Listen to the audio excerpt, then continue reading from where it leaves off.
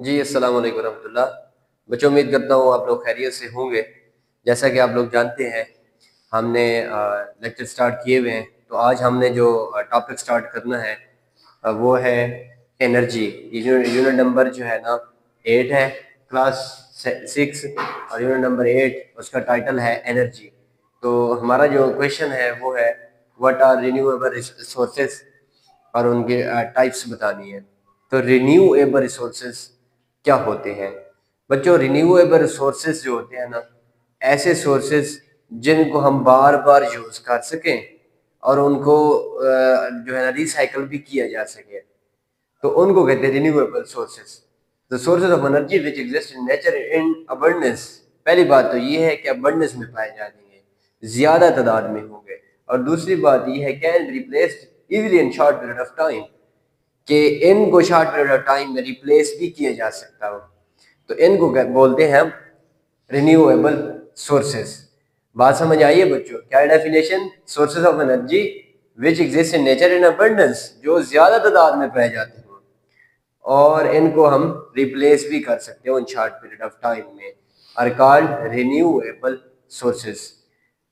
मिसाल के तौर पर सोलर एनर्जी, सनलाइट। जैसे कि आप लोग जानते हैं सोलर पैनल, सोलर सिस्टम लगे हुए हैं और हर चीज अब सोलर सिस्टम पे ही आ रही है। तो सोलर एनर्जी क्या होती है? इसके अंदर सनलाइट होती है, सोलर एनर्जी होती है, सन एनर्जी होती है। आप जिसको स्पेसिफिक सेल्स कन्वर्ट करते हैं केमिकल और इलेक्ट्रिकल एनर्जी के अंदर, जो बाद में हम जो है ना यूज करते हैं in the form of electricity. तो अब ये देखें, ये रिन्यूएबल है और जो है ना हम इसको बार बार यूज भी कर सकते हैं, डेली यूज भी कर सकते हैं, धूप। और दूसरा है वाटर एनर्जी। वाटर एनर्जी क्या होता है? हाइड्रो पावर, हाइड्रोथर्मल एनर्जी भी इसको कहा जाता है। तो वाटर एनर्जी जो होती है ना, जैसे ये जो है ना डैम्स के ऊपर बनाए जाते हैं, वहां पे टर्बाइनें लगाई जाती हैं। पानी जब हायर एल्टीट्यूड से लोअर एल्टीट्यूड की तरफ आता है तो टर्बाइनें लगी होती हैं, उनके रास्ते में टर्बाइनें चलाता है और टर्बाइनें आगे जो है ना जनरेटर चलाती हैं और जनरेटर जो है ना आगे इलेक्ट्रिसिटी प्रोड्यूस करते हैं। तो ये वाटर एनर्जी हम बार बार यूज कर सकते हैं और अबंडेंस में मौजूद है। तीसरा है विंड एनर्जी, हवा से।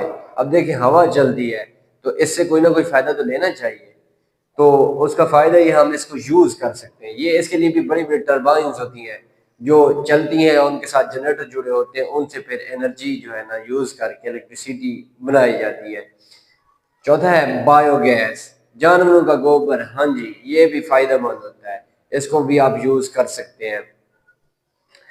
इसमें से जो गैसेस निकलती हैं और उन गैसेस को हम ईंधन के लिए इस्तेमाल कर सकते हैं, एज ए गैस इस्तेमाल कर सकते हैं, ताकि हमारी जो है ना लकड़ी होगी, अगर नहीं भी है तो हम बायोगैस का जो सिस्टम होता है उसको यूज करके हम इसको जो है ना इससे फायदा ले सकते हैं। ये भी एक रिन्यूएबल एनर्जी सोर्स है। जियोथर्मल एनर्जी, ये जो है ना जमीन के अंदर टेम्परेचर जो होता है बहुत ज्यादा होती है। जमीन की जो है ना लेयर्स होती हैं, वो 3 लेयर्स होती हैं। पहला अर्थ क्रस्ट होता है, दूसरा मेंटल होता है, तीसरा कोर होता है। तो मेंटल के अंदर टेम्परेचर और प्रेशर बहुत ज्यादा होता है। होता ही है कि एक साइड से जो है ना वाटर, कूल्ड वाटर गुजारा जाता है, और जब वो गुजरता है क्योंकि टेम्परेचर और प्रेशर बहुत ज्यादा होता है तो वो स्टीम में तब्दील हो जाता है। स्टीम में जब तब्दील होता है तो उसके अंदर काइनेटिक एनर्जी बहुत ज्यादा आ जाती है। अब उस काइनेटिक एनर्जी को यूज करके हम मुख्तलिफ जो है ना चीजें यूज कर सकते हैं, एनर्जी प्रोड्यूस कर सकते हैं, इलेक्ट्रिसिटी प्रोड्यूस कर सकते हैं। ये है उसके जो है ना टाइप्स।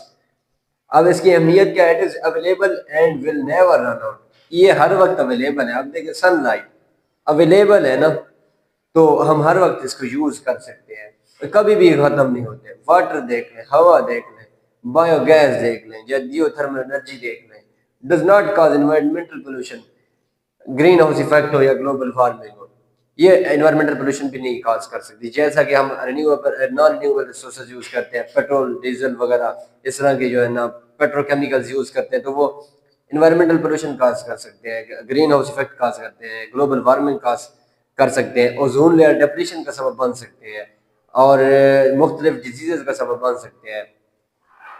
इसी तरह ग्लोबल वार्मिंग, अर्थ का टेम्परेचर बढ़ रहा है, जमीन का टेम्परेचर, गर्मियां बढ़ रही हैं। वजह वजह वजह यह है ग्लोबल वार्मिंग हो रही है due to use of non renewable sources, petrochemicals. उस वजह से। अब ये ऐसे सोर्सेज हैं, ये इन्वायरमेंटल पोल्यूशन काज कर ही नहीं सकते। सोलर एनर्जी से कौन सी इन्वायरमेंटल पोल्यूशन हो सकती है, वाटर एनर्जी से कौन सी हो सकती है, और इस तरह वाइंड एनर्जी से water pollution sorry global warming या ग्रीन हाउस इफेक्ट नहीं होती। तो ये इसके फायदे हैं रिन्यूएबल एनर्जी सोर्सेज के। तो ये है बच्चों हमारा टॉपिक, रिन्यूएबल एनर्जी सोर्सेज क्या होते हैं। वो हमने पढ़ा कि ऐसे सोर्सेज जो नेचर के अंदर ज्यादा तादाद में मौजूद हो और हम उनको बार बार यूज कर सकते हैं, उनको रिन्यूएबल एनर्जी सोर्सेज कहा जाता है। उसके बाद हमने देखा कौन कौन से हैं, उनकी टाइप्स कितनी है, 5 टाइप्स हमने वो देखी। उसके बाद हमने देखा इसकी इम्पोर्टेंस, अहमियत देखी, कितना क्या क्यों हम यूज करते हैं, क्या फायदा है इनको यूज करने का।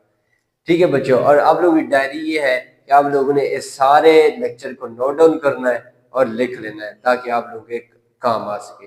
ठीक है बेटे, अल्लाह हाफिज।